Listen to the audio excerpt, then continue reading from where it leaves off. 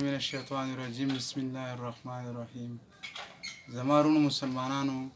د پاکستان مسلمانانو پوره دنیا مسلمانانو د ټولې دنیا کې مسلمانانو زما عرض دا دی ما د خلقو سره په دیرو کې پاتې شیم ټول عمر راباندې میخې ساتل دي کارونه راباندې کړي لیبري کړله د غرونو واښه لرګي ټول کارونه یې کړي په کروڑونو روپو مزدوري راباندې کړله پیسې نه دي راکړي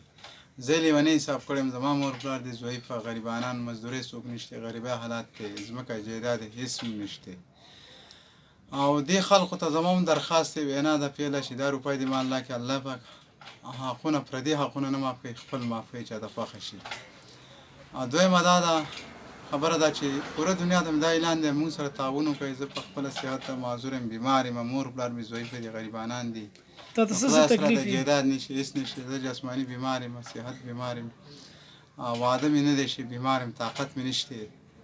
نو پکار دا ده چې خلک زما قرضې راکړي او دا ما سره تعاون وکړي مور پلار مې غریب مزدورۍ څوک نشته او جیداد نشي د خدای سره ده خلک ته بھرپور مالی تعاون وکړي غریب ځکه غریب من خیرات زکات هر څه هسې کېږي بیا چې کوم قرضې دي دا دې هم راکړي ماله او کوم چې علاوه د دین او غریب من هر څه کېږي دا دې مونږ له راکړي مونږ زما علاج دې وکړي د بیمارۍ زما مور پلار دې پیسې ورکړي او قرضې دې ورکړي پوه شو نور امداد دې وکړي خیراتي څه وس نه کېږي هغه دې وکړي زما پوره دنیا ته دا وینا ده پوه شي موبایل نمبر څه شي موبایل نمبر به زه ته څه ووایم ته خپل نمبر ورته ووایه پوه شي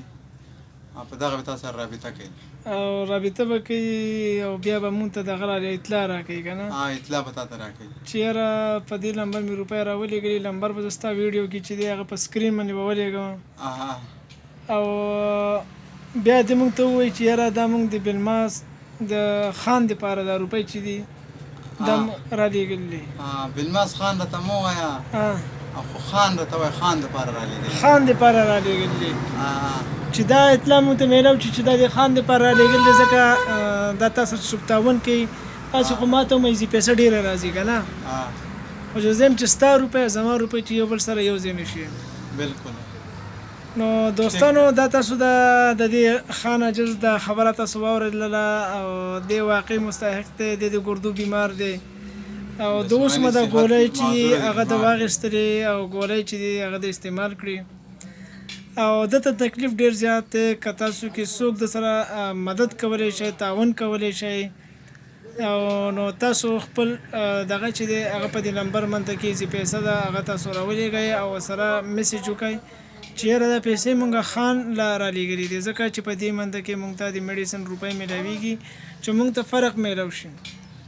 دا خپل نمبر ورته خپل نمبر 0345 950 589 نمبر دی په دې نمبر منته کې هدایت الرحمن ایزی پیسه ده او تاسو به پیسې راولېږلي نو انشاءالله تعالی دلته به میلاو شي د سره تعاون وکړئ د تعاون مستحق دی انشاءالله تعالی ضرور به کوئ وعلیکم السلام